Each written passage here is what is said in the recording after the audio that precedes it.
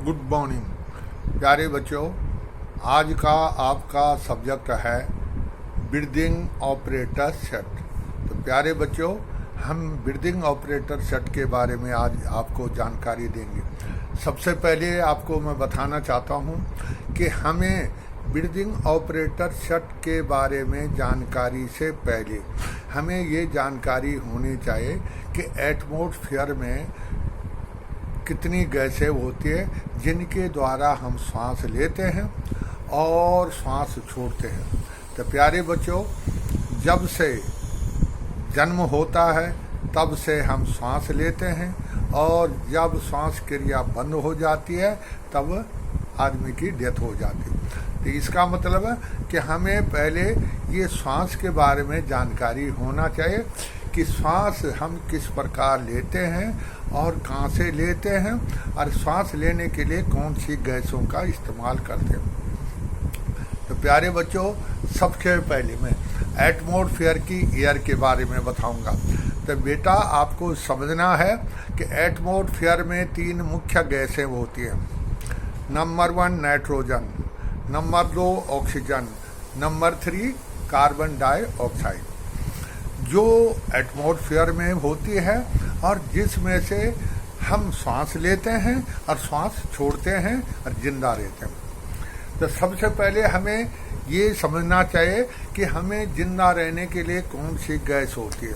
तो हमारी जो प्राणवायु है वो ऑक्सीजन होती है, जो एटमॉस्फेयर में मिलती है। तो प्यारे बच्चों, एटमॉस्फेयर में 3 जो मुख्य गैस हैं कितने % कितनी मात्रा में हैं।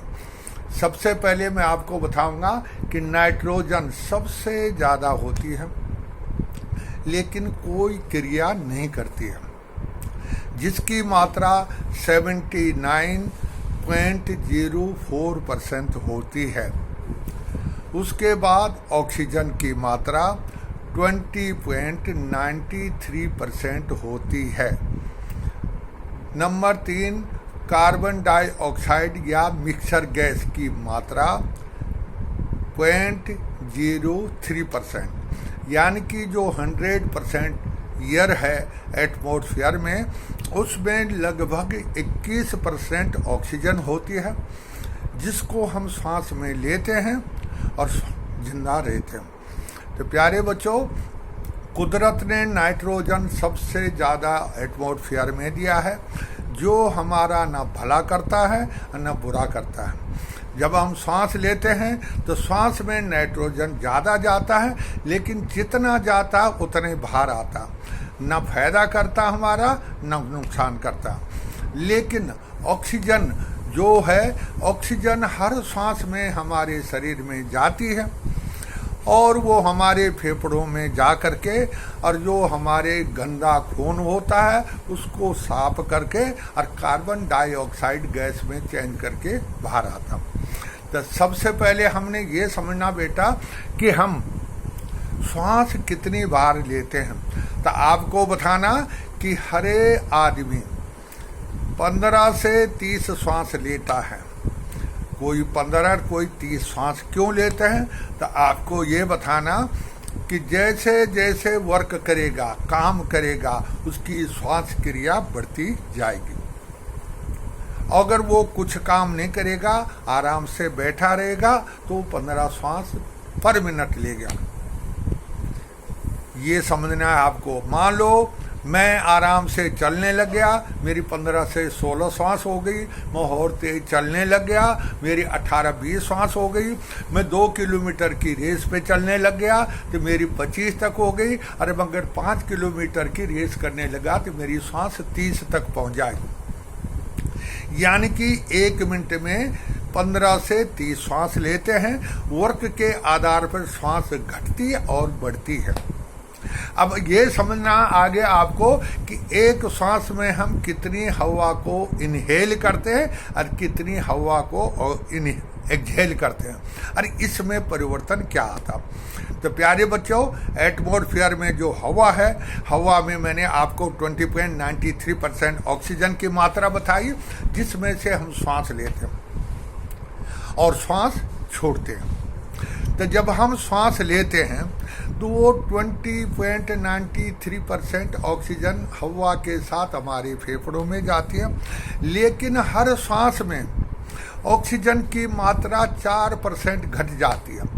4% हमारे फेफड़ों में चली जाती है और हमारे फेफड़े हमारे शरीर की खून की नालियों को शुद्ध करके और कार्बन डाइऑक्साइड में चेंज करके बाहर आ जाती है। हर आदमी जब एक सांस लेता है तो 2.5 लीटर हवा इन होती है और 2.5 लीटर आउट होती है। 2.5 लीटर अंदर जब गई है तो ऑक्सीजन की मात्रा थी 20.93 या लगभग 21%।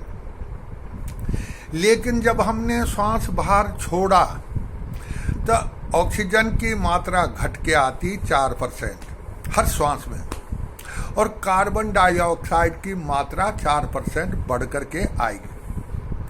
तो इसका मतलब ये हो गया कि हर सांस में हम 4% ऑक्सीजन को इनहेल करते हैं, जिससे हम जिंदा रहते हैं।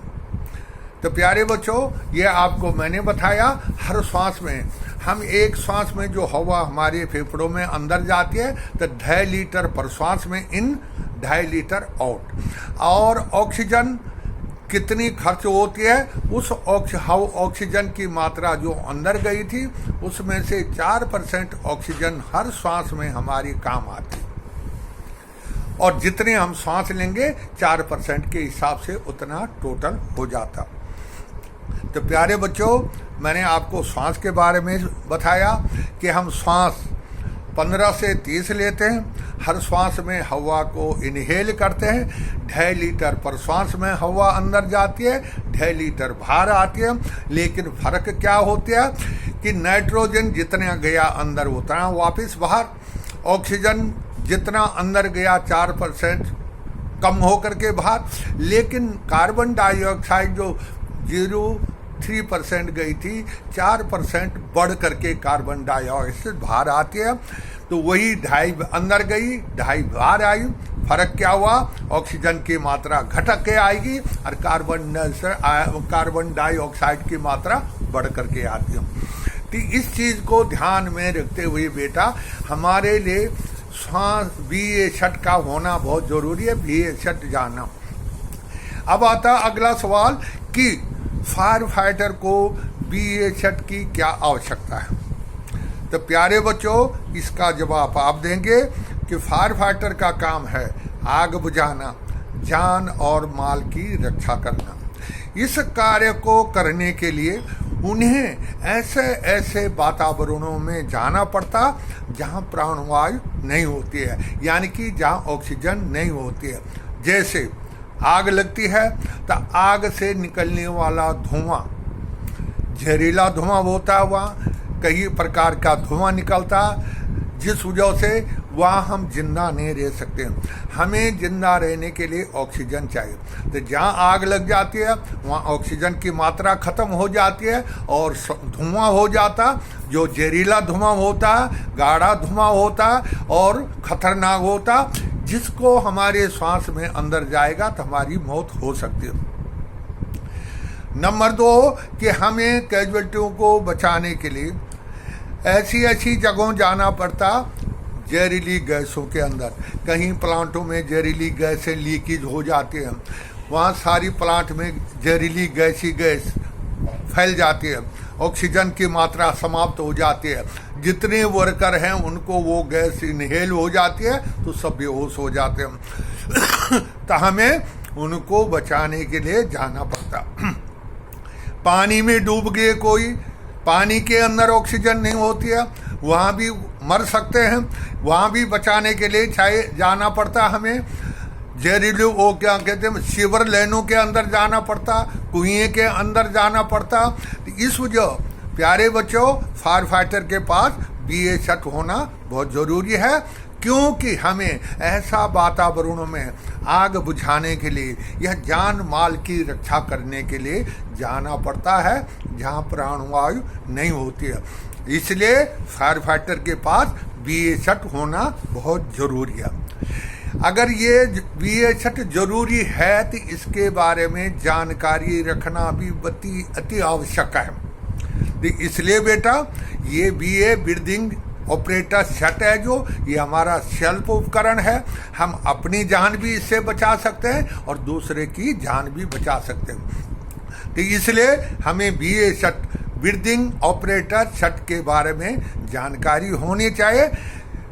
इसके हर पार्ट्स के बारे में जानकारी होनी चाहिए, जिससे हम आराम से हर जगह पे ऐसे वातावरण में जहाँ ऑक्सीजन नहीं है, ऐसी जगहों पे अपना काम कर सकते हैं, अपनी जान बचा सकते हैं, दूसरे की जान बचा सकते हैं, दूसरे का माल बचा सकते हैं। इसी उद्देश्य को देखते हुए फायर सर्विस को BA सेट का बारे में जानकारी होनी चाहिए और BA सेट होना अति आवश्यकता है।